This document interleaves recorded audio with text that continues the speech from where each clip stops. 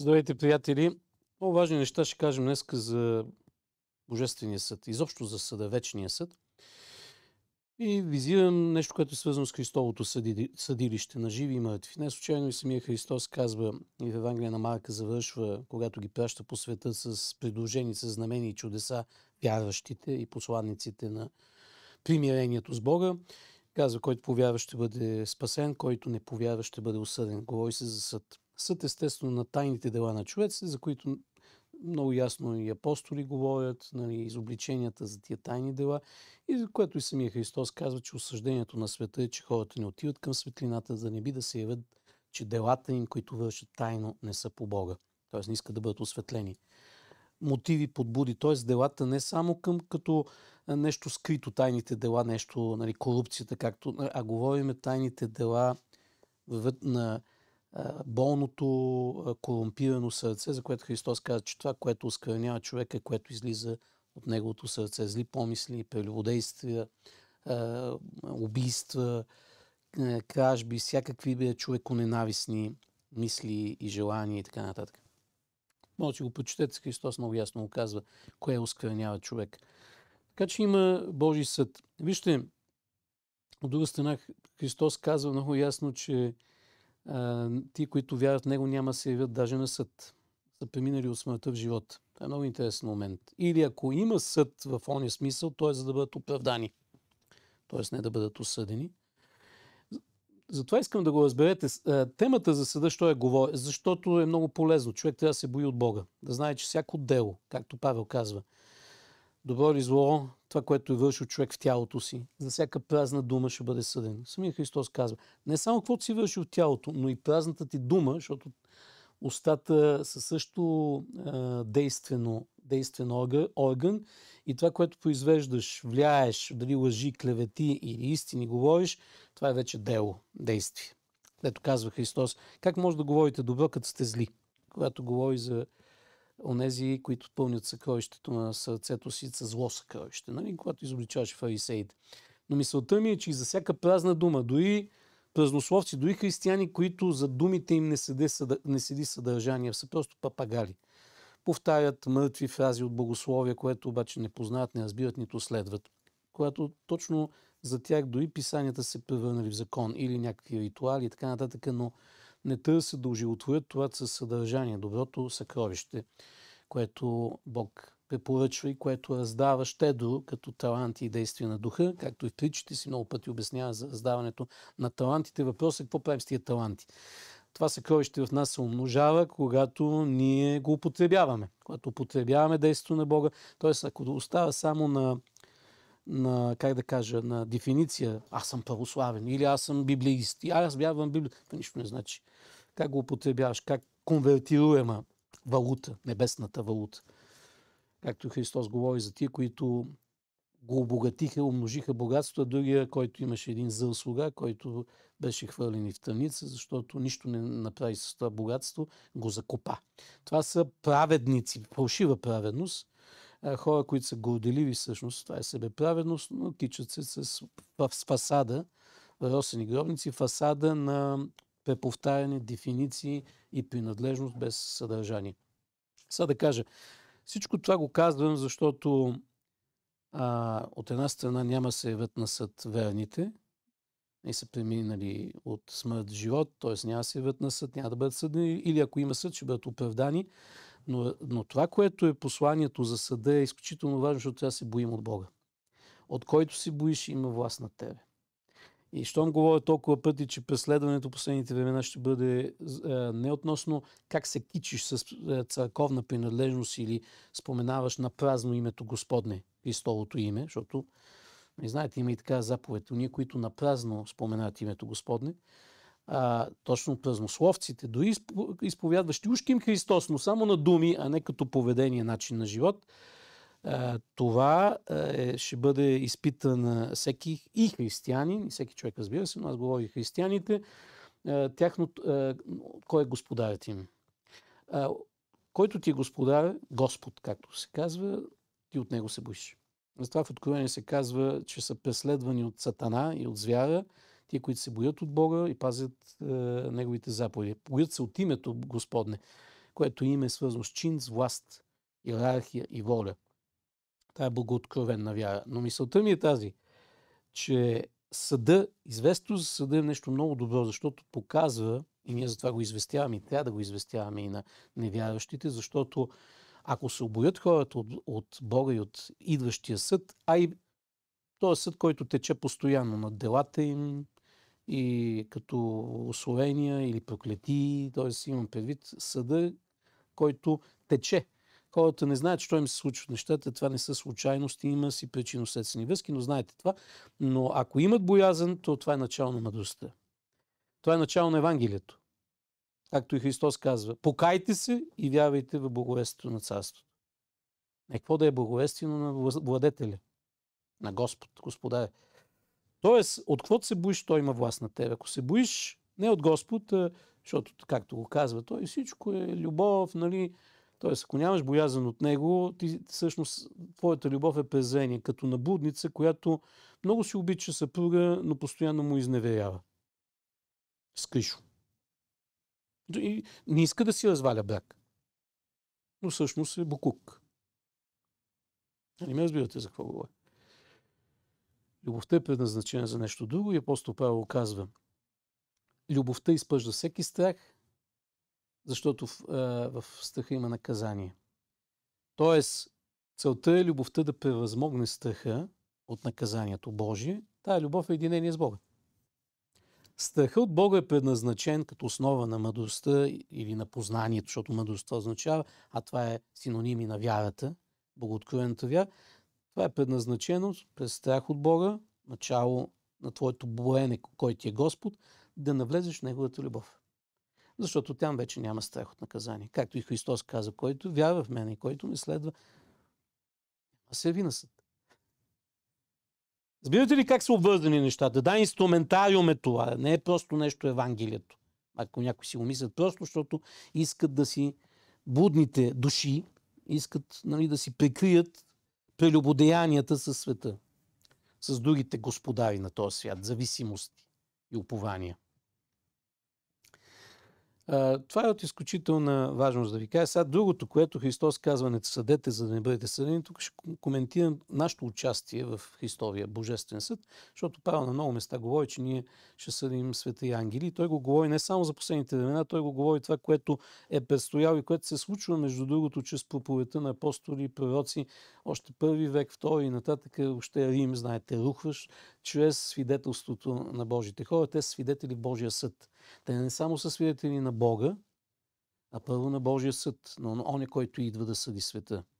Както в Атинския ареопаг заповядва Бог чрез устата на апостол Павел, като казва, това деяние на апостолите, си го прочетете, заповядва Създателя всички човеци да се покаят, защото идва да съди света чрез човека, който е потвърдил чрез възкресение от мъртвите. Може да си го прочетете в деяние на апостолите, когато Павел пребивава в Атина. Няма да коментирам друг път в други предавания или наши срещи са много по-обстойно в други взаимовръзки, но много значими и важни. Но тук само казвам, че нашето участие е факт.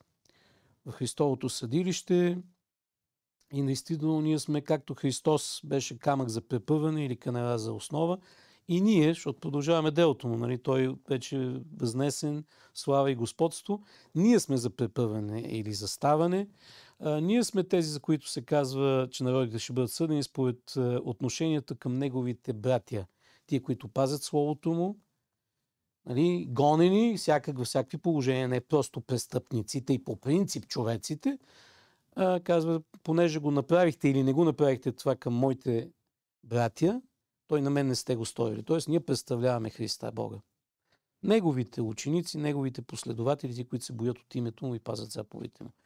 Това го коментирам, защото думите на Христос, което също заповед, не съдете, за да не бъдете съдени и не осъждайте, за да не бъдете осъдени, се има предвид човешки съд. Има се предвид по-човешки ние да отсъждаме кое е добро и зло. Защо е важно да го кажем? Ами защото всички човеци, абсолютно всички човеци в грехопадението, познаване на дървото добро и зло, имаме една особена склонност да диференцираме нещата, да разсъждаваме, защото думата разсъждаване идва също от съдене. Нали? разсъждаване. Ние разсъждаваме между добро и зло и така нататък. Разбира се, масово и виждате положението, хората съждават погрешно. Нали, осъждат невинни, наричат бялото черно, черното бяло, лъжата истина, истината лъжа. Това е най-големият проблем. Живеем в свят на заблуда. Затова се казва лежи света, лежи в лукавия, защото лежи в лукавите хитрости на измамата на Сатана. В земните измами на Сатана. В този смисъл, очевидно, тая способност в човека извратена той да си преценява, да си преценя. Както казват, кое е добро, кое е зло, според както му кимна човек и както той мисли. Според идеологическо внушение или според това, което на него му изглежда полезно и добро. Нали, разбирате, нали, всеки това, което на него му е изгодно, го счита за добро, което му е в ущърб, го счита за зло. Нали, сменя доброто и злото не по нравствен принцип, не в справедливост, а в изгода. Това мисля, че не е необходимо да ви го обяснявам колко е очевидно навсякъде, защото Христос всъщност това е също законова мярка на Неговия съд. Казва, с каквато мярка ме ще ти се отсъди. Тоест не съдете, за да не бъдете съдени, не осъждате, да не бъдете осъдени. Мярката ти е много важна. Християните затова, когато прилагаме мярка, тя е божествената мярка, която вярваме, че Бог прилага и към нас.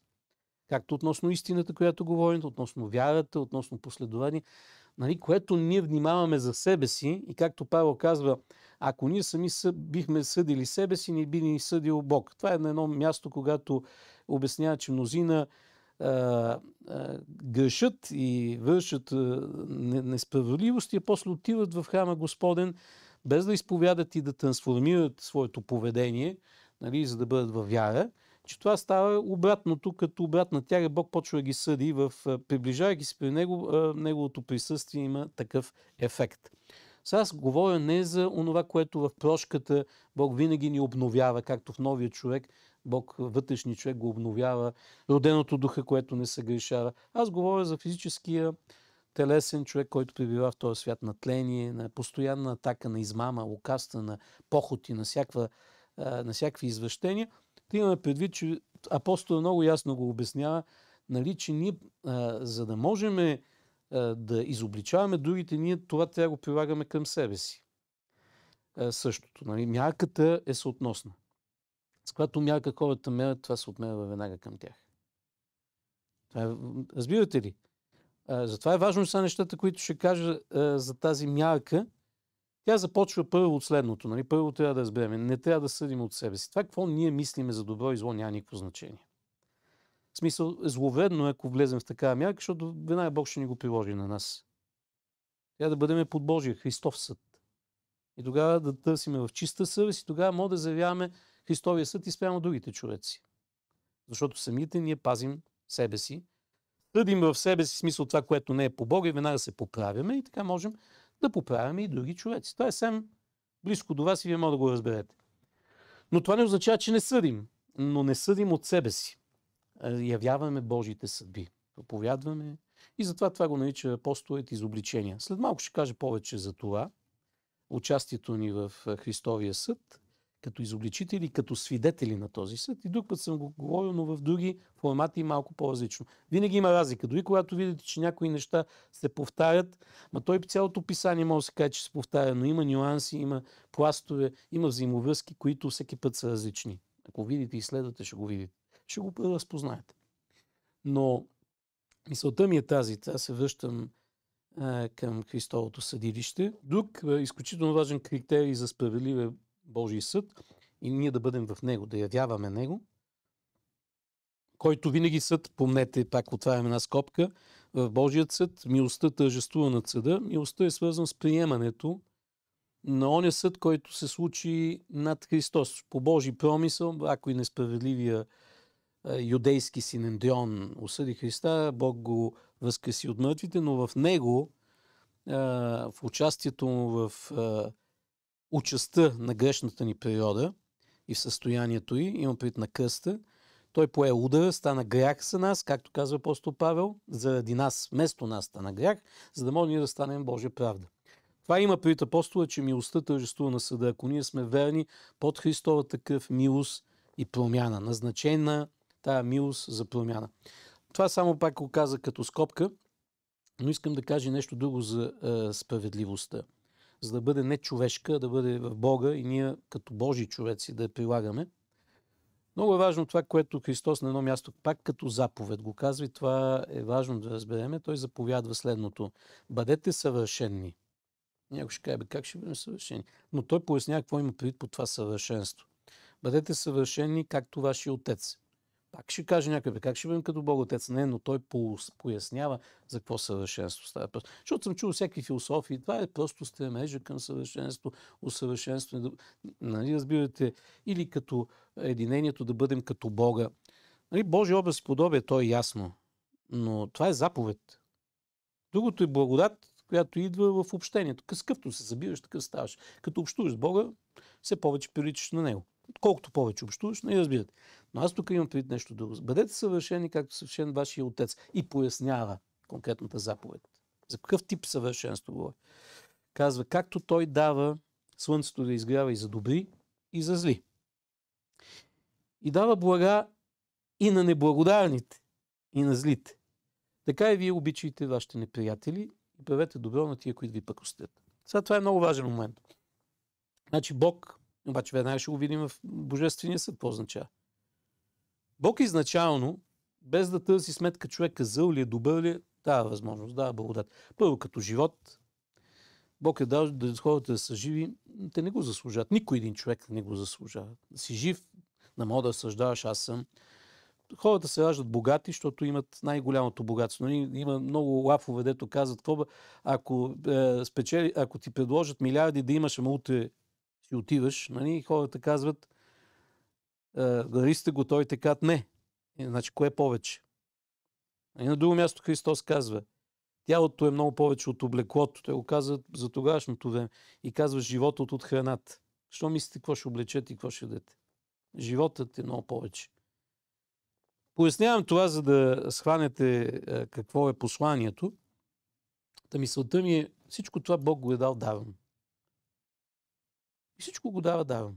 Включително ще кажа и ексклузивното приемане на Бога има първоначална инклюзивност. Тоест всички са призвани. Но не всички се спасяват. Всички са призвани да се спасят. Бог иска всички да се спасят. Тоест посланието, потенциалното спасение за абсолютно всички човеци. Ексклюзивността, нали, изключителността е тия, които го приемат, следват и така нататък. Но сега защо го казвам? Защото и дарът на спасението, на жертвата на Христос, всичко това, което ни е дал, вторична благодат, допълнителна, за да излезем от ямата на тлението, гибелта, грехът и цялата поквара на демоните, царството на тъмнината.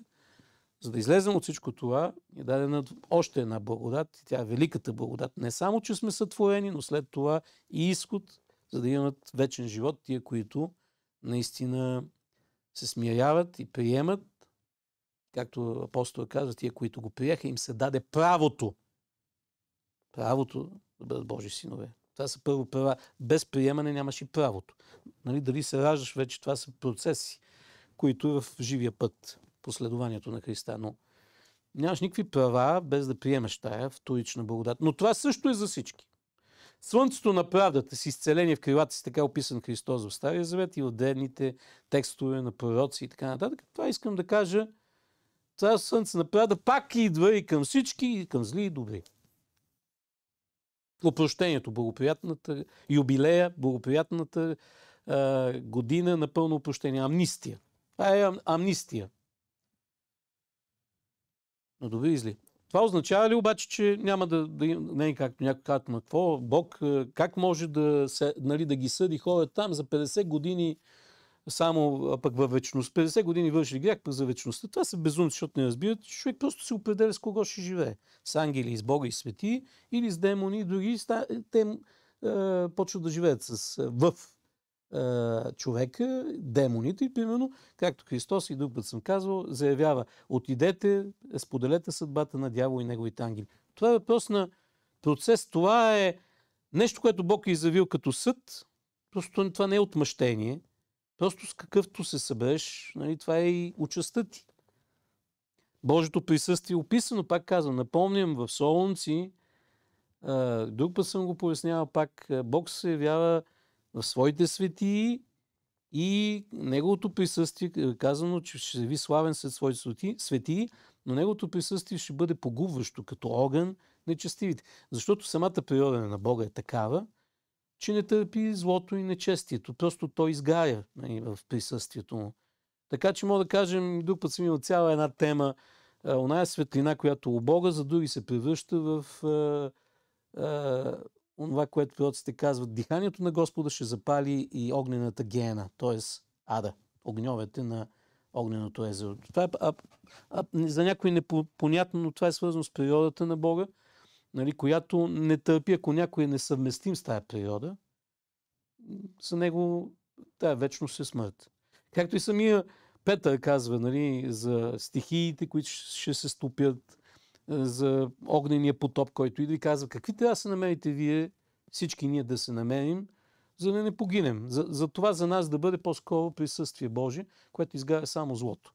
И в нас, но ако човек поначало си е зъл и си общува злите, разбирате какво го чака. Но всичко това го казвам защо? Защото Бог от една страна дава и сътворява, след това дава и спасителен план, но след това какво вече се случи, какво човека избира, кои са му жителите в телесната хижа, какво приютил в тялото си и в ума си, и в желанията си, или нали, това е, каквото приютя, с когото се снушаваш, такава ти участта. Това се отнася и когато ние, разсъждавайки по този начин, това съвършенство, да разсъждаваме както Бог разсъждава, означава, че ние не можем и нямаме право да бъдем пристрастни, да обичаме или мразиме някой, нали, изначално по негов происход, как да кажа, дали какъв е, по цвят на кожа, нали разбирате за какво говоря, или по статус на по-богатите или по-интелигентните. В смисъл даже тук теми на интелигентност, друг път съм обяснял.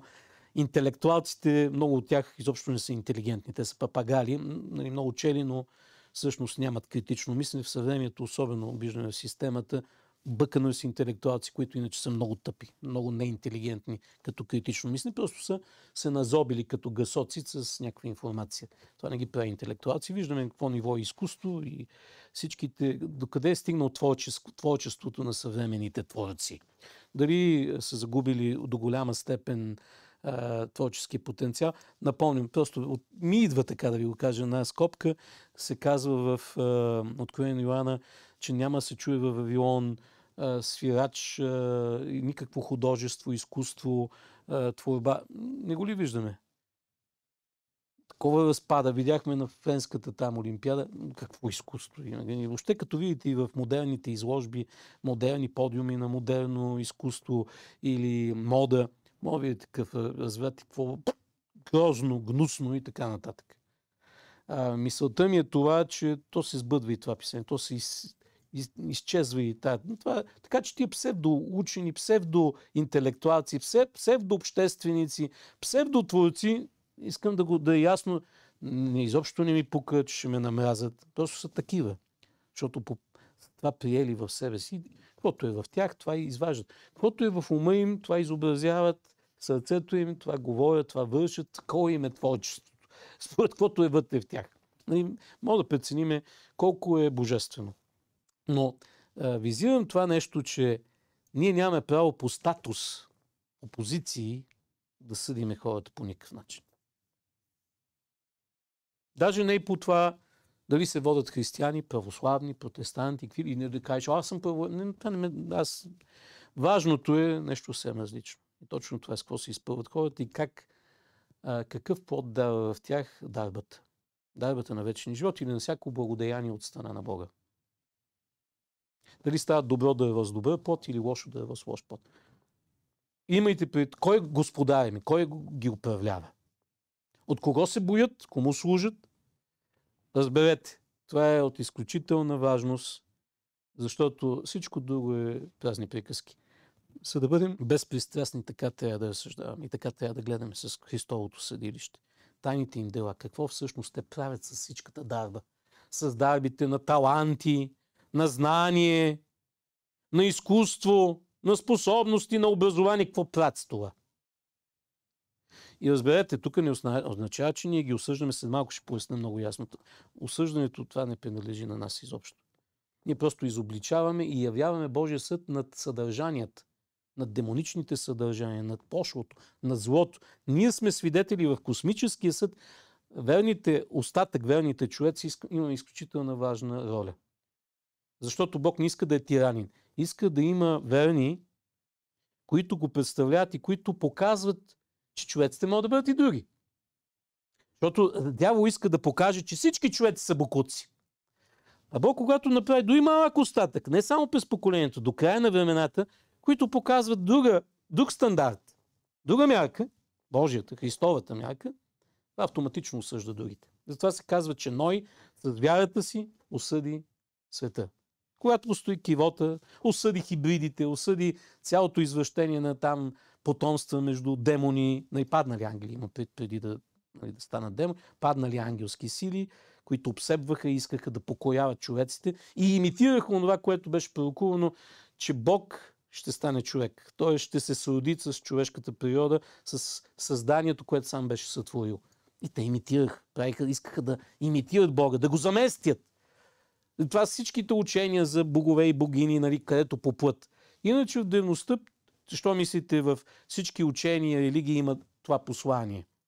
Защото демоните са знаели Божия план и он е завет още от първото човечество обещание. Пророческата традиция. И се опитват винаги да я присвоят, да изменят, да извратят тъмнината, която иска да погълне, да похити светлината. Вижте, пак се отклоних, но въпросът е това да разберете, че ние сме свидетели и за Бога е важно, както казах за Ной, ние с нашето стоене, нашето свидетелстване, кое е зло и кое е добро, и с заставането в правдата, да служим за осъждението на света. Не ние го извършваме. Малко ще го обясня много ясно. Но чрез нас, един вид Бог казва, не казвайте, че не може да бъдете последователи. Не казвайте, че аз ви като тиранин ви осъждам и казвам, пък вие казвате, че доброто е друго. Защото Сатана иска да постави друг стандарт за добро и зло. Ето има верни хора, които те заявяват, че сте нечестиви. Че Божията правда е правда. Че Божията истина е истина. Това е космически сблъсък и Бог в цялата Вселена е поверил на човечеството тази много важна задача, която на финала ще го обясня. Това е свързано с медиаторската роля на човечеството, на човека.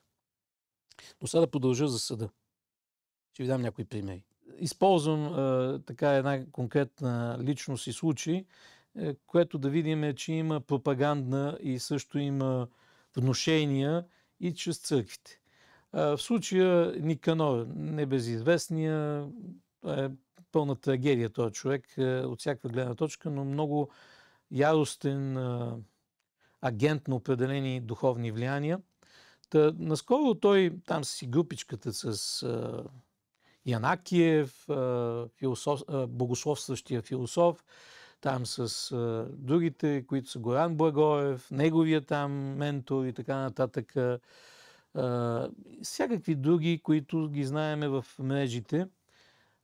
Давам им пример, който обаче е много ценен по повод това, което имам да ви кажа. Защото той в някакъв негов пост и в някаква негова теза, която заявява, говори за антихризма и визирайки руския вариант на православие, във всичките му там крайности, но заедно с това атакува и всички други християни, естествено, тръмписти в Америка. Сега аз въобще не коментирам Тръмп, защото там ние имаме предавания в други формат, заедно с други хора, които говорим много за проблемите и какво се крие зад Тръмп и там неговия екип. Много проблемни неща, но не това въпросът. Въпросът е, че Никанор говори също християните, които, видите ли, са против либералите, които осъждат греховете на хомосексуализъм и така нататък и всичките грехове, които са познати в днешно време в този неолиберализъм и крайните му неомарксически културни извращения. Но, вижте, Тук е много важно да кажа. Сега аз не заемам другата позиция, защото това е малко като неговата теза. Говори също антихрист, за да каже, че неговото християнство, което търпи всичко останало, пък е истинското християнство, което е абсолютно лъжа. Просто различни глави на антихрист. Значи ясно е, че антихризма има различни форми, но виждате какво той заявява като антихризъм, което обаче е абсолютна гносотия. Самият той е проводник на такъв подобен антихризъм, само че от различна гидка и различна глава на змея.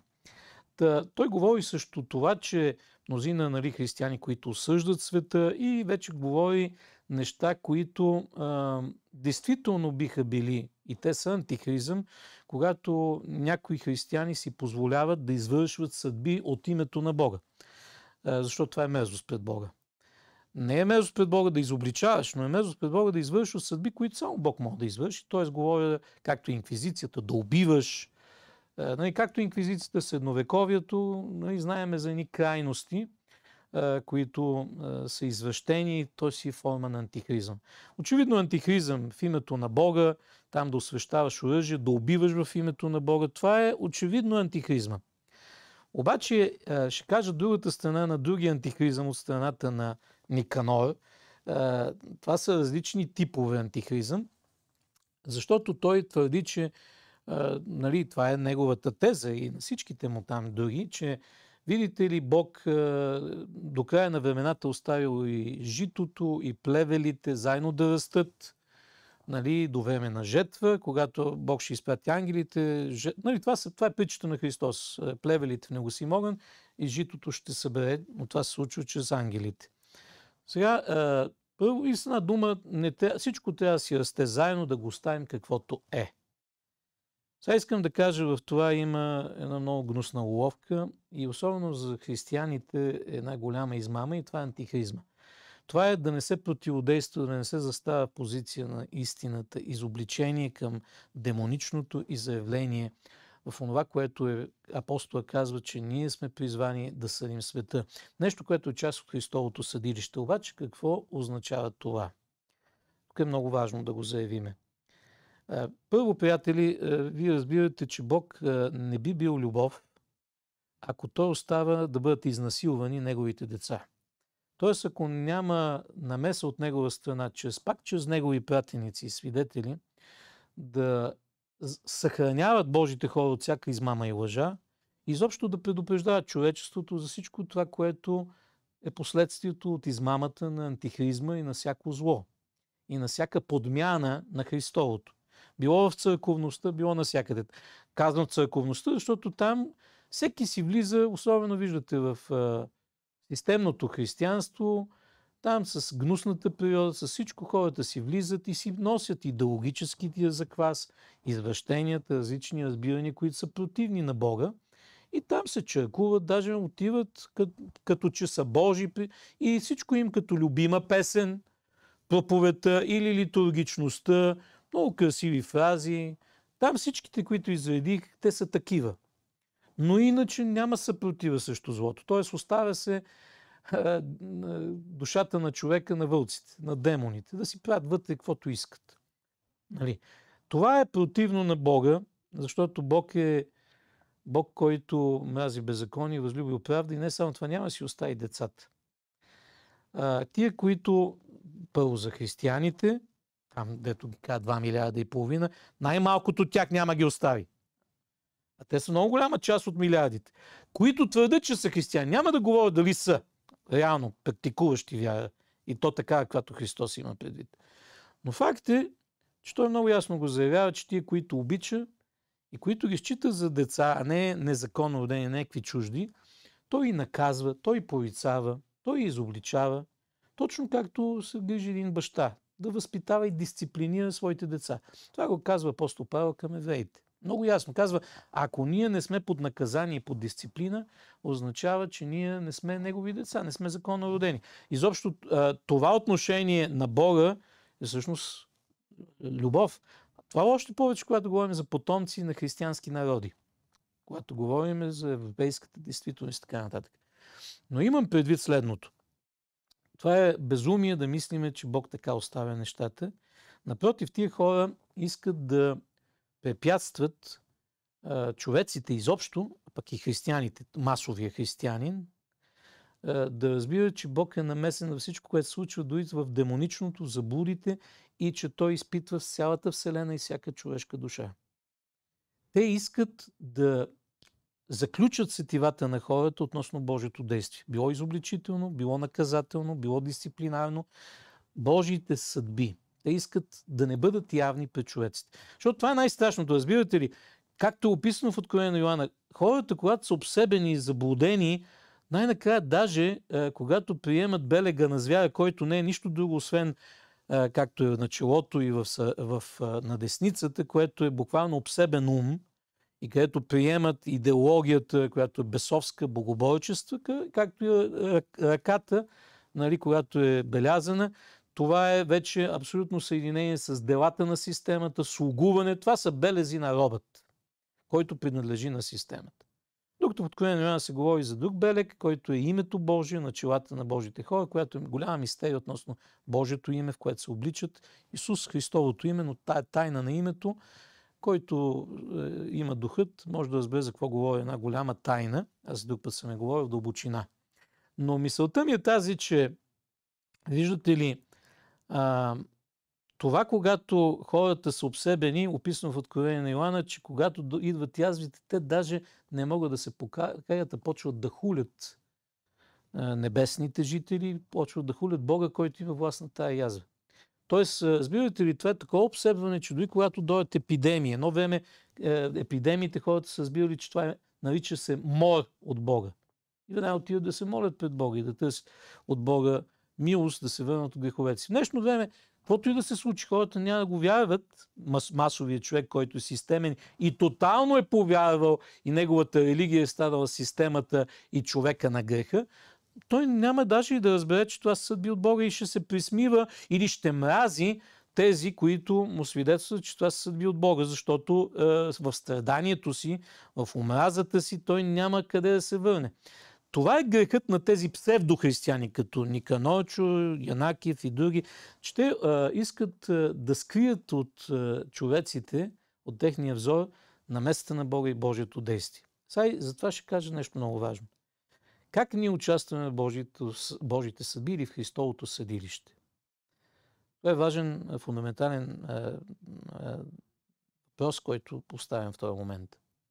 Точно както ако сте гледали, казвам точно, естествено по подобие, защото то е подобие на оригинала, когато виждате в американски филми някакво заседание, където съдята решава какво ще бъде присъдата, но дали е виновен или не, има заседатели, които се изказват накрая след целият процес, дали е виновен, guilty или невинен.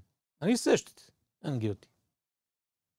Това е от изключителна важност. Това сравнение, защо го давам? Защото Светия Дух е описан в Евангелие на Йоан и като прокурор, като обвинител. Казва Светия Дух, Духа на истината. Освен, че той учи своите си на всичко, което в Отец и в Сина, Светия Дух се казва, и самия Господ Исус казва, че ще изобличи света за грях, за правда и за съдба. Защото князът на този свят е осъден. Ще си прочетете целият текст. Той е нали, има допълнителни други неща, които казва там. Но това е много ясно заявление. Щом се казва, че Светия Дух е такъв изобличител, и Светия Дух е той, който е даден на Божите хора. Света не може да го приеме, казва Господ Исус Христос, а тия, които са Негови. Това е важно да го разберем и апостолите също го поясняват своите послания по-късно. Така че, когато говорим за изобличение на света, това е Светия Дух съди света.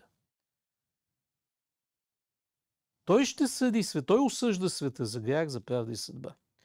А доколкото ние заявяваме неговите съдби, това е изобличение. Доколкото като човешки същества, както Павел казва, ние ще съдим света и ангели, и това е нашето участие още сега, ще поясна какво имам предвид.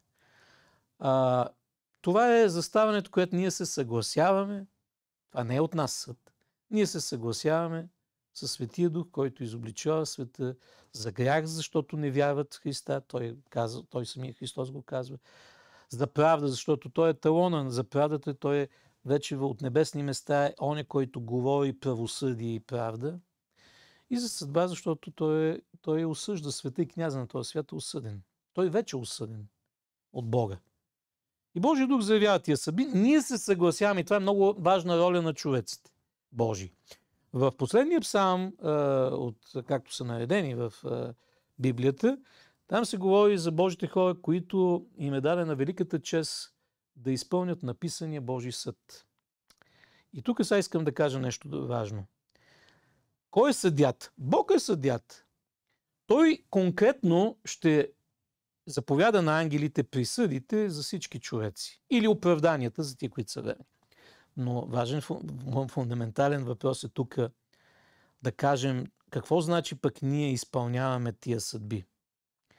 В своето слово, заявявайки чрез духът на истината, ние заявяваме съдбите, които между другото вече са написани. И сега даваме един много важен пример, за да ме разберете.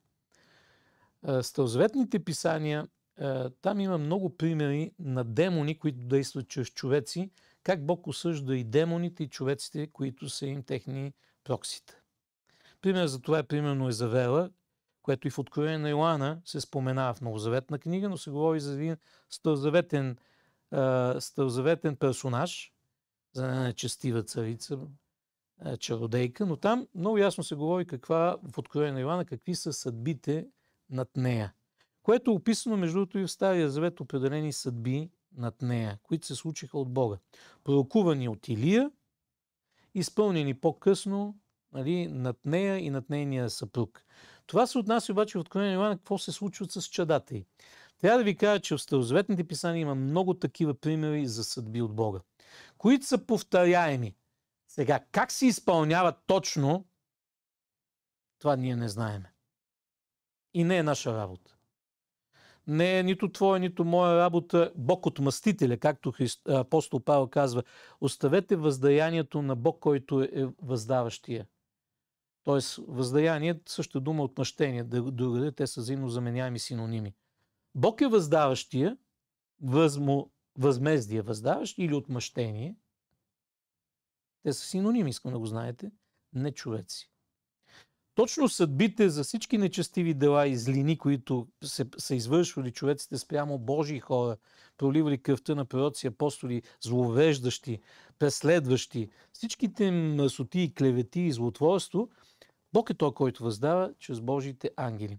Сега, относно също безумието да се счита, че само в края на времената Господ плеви чрез ангелите си, тук искам веднага да опровергая. Защото когато Христос заявява тия думи, тая притча, която пояснява след това насаме на учениците си, освен за края на времената, които говорим, да кажем, в края на света какъвто е, т.е. тотално идване на ново небе и нова земя, тези негови слова, включително с всички други пророчества за разрушението на Иерусалим, за нещата, които ще настъпят в цялата вселена, някои от тях се изпълняват още 40 години след неговото разпятие, смърт и възкресение. Те се отнасят относно онова поколение, което отхвърли, презря Христа Бога и той го беше пророкувал, че това ще дойде като въздаяние. Христос многократно има такива слова, които говори за градовете, които отхвърлиха неговата проповед. Той заявява, че тяхното въздаяние ще е много по-голямо, отколкото на Содом и Гомор. И това се случва в 70-та година при Юдео-римската война, която е страхотен геноцид на тогавашното поколение юдеи. Това искам да го схванете. Многократно в историята има моменти на жетва. Разбира се, тия съдби се изпълняват чрез ангели Божи, които също се проявяват многократно, било чрез болести, страдания. Нали? Четем в Откровение на Йоанна 4 конник. Ама те са описани, аз друг път съм го казвал, и в старозаветните писания, като духове служебни, които са пред лицето на Господа да изпълнят Неговата воля спрямо народите. Те 4 конника, известните на Апокалипсиса в Откровение на Йоанна, всъщност изпълняват определена задача. Не само чрез болести, страдания, но и чрез войни. Включително чрез нечестиви военачалници или князе на разни народи, както в случая чрез римските войски извършва Бог въздаяние на това нечестиво поколение което предадоха и разпънаха Христос. Да разбирате за какво говоря. Защо го казвам това? Защото тези процеси са постоянно идващи и никой да не казва, че накрая на времената просто да изчакаме. Нали, нека си живеят хората, както Никанорчо призовава. Бе, да оставете ги хората в разврат, във всичко. Ма искам да ви кажа, разбирате ли, че ние сме длъжни да заявяваме какво ги чака и то не края на времената, а има жетва. Дали отделният човек, когато преминава от този свят в отвъдния, дали всички други човеци. Тая притча за жетвата се отнася за всички човеци в настоящия свят. Ангелите редовно плевят. Божият съд, едно от ученията на апостол Павел, както към евреите говори за 6 основни поучения, вечният съд не е само някога, той постоянно тече. Христовото съдилище, пред което застават живи и мъртви, Бог, който съди живи и мъртви, той е в настоящето. То може да е в края на времената при възкресение на мъртвите, но той днеска тече. Апостолите за това говорят, че понякога съда изпреварва някой още в земното му пребиваване. Това го казва апостола. Какво си мислиме ние, че това не са Божии съдби? И това обикновено винаги е първо плевелите се изгарят, за да блеснат житата. Тия неща са вечен процес, периодично, разбирате ли, както в индивидуалния човешки живот, така и процеси в общности, родове, семейства, нации, а и глобално. Нима Първа, Втора световна война, това не е ли също бедствие? Мислите, че това случайно или Бог някъде го е абдикирал и казваме, защо се случва? Да, това е демонични влияния, гибел, която идва чрез демони, но това е причината пак отстъпление от Бога, в една епоха, в която тотално отстъплението на ни, още от Първата световна война на народите от Христос и от Христовото учение, от Христовите заповеди, изобщо всяко нещо виждаме го като бедствие, но това е във властта на Бога. И имайте страх от Бога. Бог не е напуснал нищо, просто той си използва и демоничните сили. Те са неговият инструмент за наказание, за изпитване на Вселената, но и за наказание. Болшевишка революция. Всичките тия неща, те имат своята причинно-следствена връзка. И пак казвам, тия хора просто желаят да разврата да си отиде до край. Но то никога не се случва това нещо. Разбирате ли? Това е от съществено значение, това, което ви го казвам. Искам да завърша накрая тази тема с много важни послания, които сам Господ е заявил чрез пророците си относно ролята на медиатор на човека. Или поне на избраното човечество, за което споменах вече като свидетели, очевидци в заседанията на Христовото съдилище.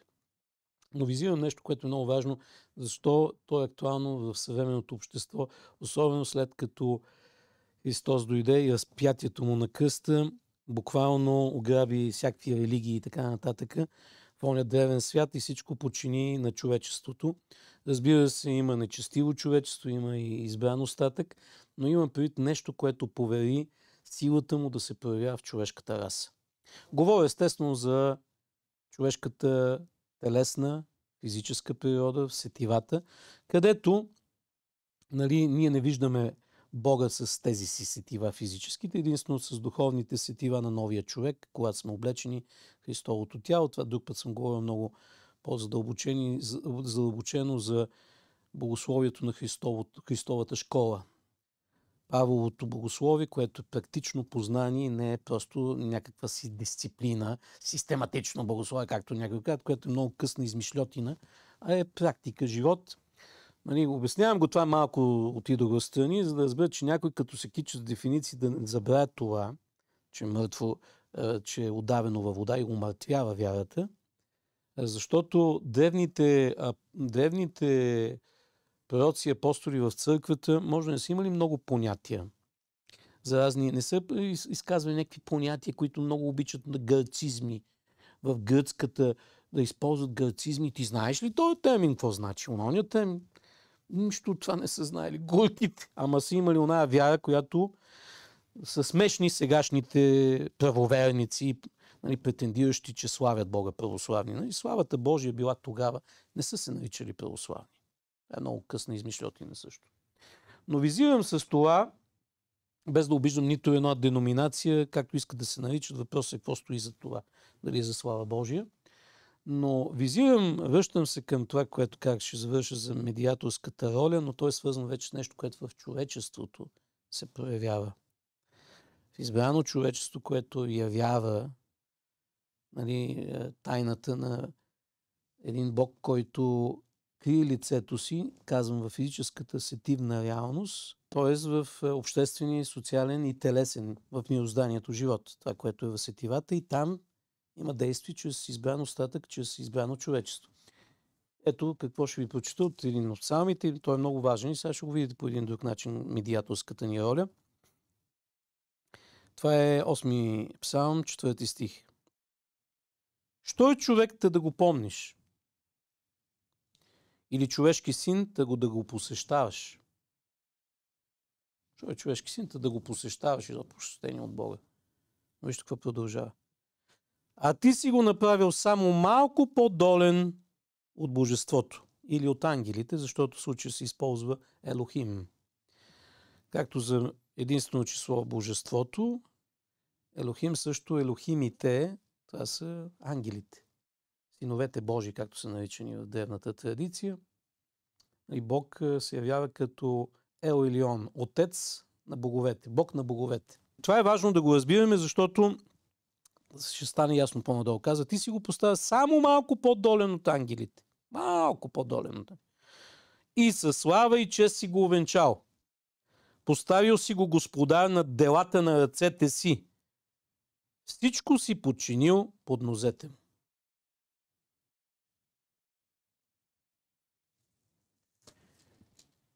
Нозете му, това между другото древността, термина, където стъпи ногата ти, земята е подножие на Божия трон. Това е много интересно. Медиаторска роля. Това е много важно да разберем. Ние сме медиатори между ангелския свят и между чисто физическия телесен. Тая природа, която виждаме, падение, тление и така нататък.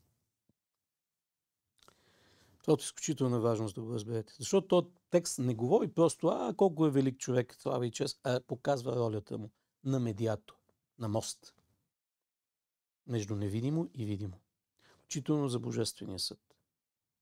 Включително на цялото мироздание, Бог ще държи отговорен човека какво прави с мирозданието. Дали погубва земята, тварите и така нататък. И каква е ролята му на медиатор. На какво е медиатор? На демони, спрямо физическия свят, защото всеки човек е медиатор. Тук искам да кажа. Няма човек в обществото, затова е Божествения съд, без човека, той е човек да е медиатор. Или е както в матрицата на разните, стражите могат да използват всеки в матрицата. Помните, ако който гледа филм Матрицата, не че го и друг път казвам, давам го за пример, не че вътре има страшно извратени идеологии и схващания, но само давам пример. Вътре всеки, който не е под Бога, демоните могат да го използват. И да си вярва, че върши добро, той може да върши зло. Тоест, той е инструмент на влияние. Хората са, между другото, разграден двор и отвор, особено съвременният човек. Няма никакви няма, как да кажа, някакви задръжки или нещо, което да го предпази, казвам, освен в Бога, когато е Божия човек, когато е Бог. Но визирам това, че хората са медиатори, всички човеци.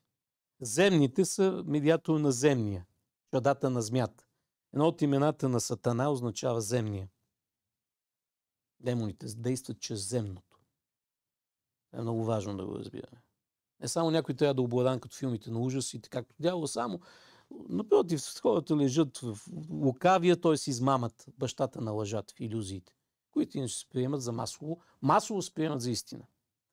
Това са оръжията на Сатана за масово поразяване и това се повтаря през цялата хилядолетна човешка история. Но мисълта ми е масовката, широкия път, който води към гибел. Мисълта ми е тази, медиацията. Обратното, Божите хора, ако не са пък медиатори на ангелските чинове, на явлението на Бога, на Неговото Слово, на земни места да го представляват, те тогава не изпълняват функциите си. Никакъв Христов не си, ако не изпълняваш функцията на медиатор. Свържваш световете. Както Христос събра в себе си небесните и земните, това сме призвани всички ние. Да, Той го направи в себе си. А ние по благодат. Ние по благодат следваме този пример. Това са и думите на апостол Павел, когато казва към избраното общество на верните. Казва, всеки да счита другия по-горен от себе си. И веднага хората мислят, да, тук смирение, другия е по-велик. И ясно е Христос как нарежда иерархията, като каза, той е по-голям от вас, който служи на другите. Както той дойде да служи. Цялото му дело спасително е заради другите, за да господарува Бог в тях. Човешкият син се пожертви и даде пътят, т.е. живия път до Отец, въобще до божеството в самия него. Т.е. защото той е божеството станало плът. Та мисълта ми е тази, че цялото служение, на колкото е по-голям някой, той повече служи. Защо? За да служението има за цел Бог да господарува. Господ, Бог, да господарува Божието Слово, да господарува в човеците, Светия Дух да господарува, Господ Духът, както е апостол Павел го нарича. И третото лице на Светата Троица. Но мисълта ми е тази. Тук обаче се казва нещо. Защо се казва другия по-горен от себе? Защо да го считаш, ако той не е да ти служи? Защо се говори за това нещо? Да го считаш. Той не казва условно. Ако ти служи повече, той тогава е по-горен. Защото това е учението на Христос за иерархиите. Идеята е, че да гледаш на него като ангел Господен. Когато говорим за обществото Божие. Тоест да гледаш медиацията му. Не случайно на друго място казва Христос, никой да не презира тия най-малките, защото ангелите им гледат лицето на Отец. Помните ли го?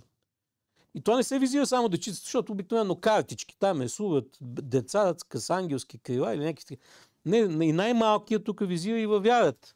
Изобщо. Не е да кажеш бебе на 5 години или... Против, понякога най-малките никак не са ангелчета, нищо, че така ги третират, защото е най-себична природата, докато израсне. После почва да се бори, почва да осмисля и се опитва. Нали. Знаете за какво говоря? Любовта на малките деца е любов, която е по-скоро любовта към оня, който майката или бащата, които го хранят, благославят и така нататък. Сравнение правят с животинките, защото те пък никога не порасват, затова няма при тях никакви проблеми. Някой казва, няма така любов, каквото на кучето или на животното. Това са тъпоти, защото кучето ти е зависимо. Ти го храниш и то те обича. Има кучето обаче, ако почнеш да не ги храниш, както има бойни кучета, може да изядат и стопанина си. Друг път съм го свидетелствал и вие го знаете. Но мисълта ми, това са глупости, нали? Но това са плиткоумни псевдохристияни, които до там им стига разбирането за любовта. Да ги лижат кучетата им. Но аз нямам против кучетата, не е проблем кучетата. Проблема е човеци, които са кучеподобни. И затова има едно презрително слово. Апостол редовно използва, нарича такива кучетата, които ще бъдат вън от Божието царство. Изобщо Бог или апостол има против кучетата. Не. Говори за други неща, които мога да ги разбереме. Както и примери на Христос, мъдри като змиите, незлобливи като гълъбите. Тук се говорят за други неща, нали, характеристики. Но връщам се към това, което иска да кажа. Защо се казва да всеки други да счита по-горен от себе си? Заради медиацията. Говоря за обществото на братолюбието. Защото всички ние сме медиатори, когато са Божите хора, на ангелски чинове и сили. И да, Бог ни е поставил в тая роля. Това се свързано и с Божия съд. Затова казвам, че Бог ни е поставил дори в свидетелството, дори на всички твари. Затова ще свърдим света. Се казва и ангели, ама и света. Има се пред мирозданието. Има пред по нас, нали, се равняват неща, защото, казвам, в тая мярка, която ние прилагаме и за себе си. Приятели, казвам ви важни неща, които обаче, освен че ви призовават в това да се боите от Бога, да възприемате много насериозно, не както някой лековерно, глупаво, повърхностно, а задълбочено. Нашия Господ, Бог, много сериозно да го възприемате, а след това любовта изпъжда всеки страх. Защото давам пример, напомням, за да не ми излизат някакви глупости, номерата за новозаветната любов. Спомнете си, че даже няма такъв пример в Стария завет, каквото се случи в Новия завет, Деяния на апостолите, за едни хора, които така презряха Светия Дух. и си позволиха да се опитат да го излъжат. Когато, какво толкова, бяха обрекли нещо от имота си на Бога и след това излъгаха, че това е всичкото, което са получили в замяна на имота си. Имам предпродали и отиват да го положат като принос. Обрек. Обещали са. Можеше да не обещаят. Нали? Но обещали и си мислят, че може да играят лъж-вериш, да се разберат с Бог. Както някой казва, дали има Бог или няма, ще се разбереме отвъд. Ще се разбереме някакси. Ще направим търговиката или нещо ще го... И знаете какво се случи? Това е Анания и Сапфира. На момента издъхнаха. И се пише в Деяния на апостолите, това беше в началото, дори след като се роди църквата, след Петдесятница, се казва, че страх от Господа, боязън от Господа изпълни цялата църква. Т.е. всички вярващи, събранието, съборът на вярващите. Това е важно да го разбираме, приятели. Защото боязънта не противоречи на любовта, напротив, той осмисля, основава. Защото милостта е над съда, тържествува милостта Божия и любовта Божия тържествува над съда, защото там ние сме приобщени към Бога и Неговата милост и правда, към Неговото лице, защото пред лицето Му винаги тича милост. А подножието на престола Му е правосъдие. Наземно места правосъдие. Когато се издигаме в духа, да общуваме с Бога лице в лице, което апостолите говорят за тия, които влизат и се обличат в Христа, Бога и в новото човечество. Там лицето осиява Божието и те се спасяваме. Защото лице в лице, там е Божията милост. Пред лицето му тича Божията милост. Така е описано. Амин. Но и двете са много важни. Как се обхождаме и на земни места, както и в духа. Имам пред в небесната територия. Но днеска най-вече говорих за земната територия, защото там започва основанията на мъдростта, познанието и вярата. Това е и посланието ни към хората.